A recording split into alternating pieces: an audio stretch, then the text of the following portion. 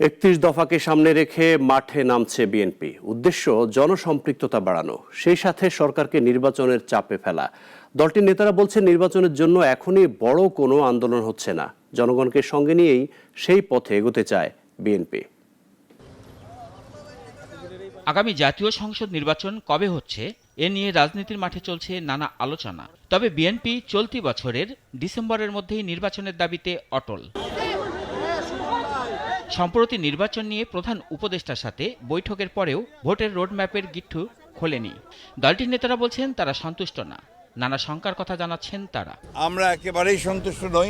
দলীয় সূত্র বলছে নির্বাচনের দাবিতে এখনই বড় কোনো আন্দোলনে যাচ্ছে না দলটি। সংস্কার বিষয়ে দলের ৩১ দফাকে সামনে নিয়ে জনসম্পৃক্ততা বাড়াতে চাচ্ছেন তারা। দলের শীর্ষ নেতাও কর্মীদেরকে নির্দেশ দিয়েছেন ৩১ দফা নিয়ে মানুষের দোরগোড়া যেতে। দলের প্রতি মানুষের যে আস্থা তৈরি হয়েছে তা ধরে রাখার জন্য দলীয় নেতাকর্মীদেরকে তাগিদ দিচ্ছেন হাইকমান্ড। ইতিমধ্যে সারা দেশে জেলায় জেলায় ৩১ দফার বিষয়ে জনসম্পৃক্ততা কিভাবে বাড়ানো যায় সে লক্ষ্যে নেতাকর্মীদের প্রশিক্ষণ দিচ্ছে বিএনপি। দলটির নেতারা বলছেন ডিসেম্বরের মধ্যে নির্বাচন না হলে নানামুখী সমস্যায় পড়বে দেশ।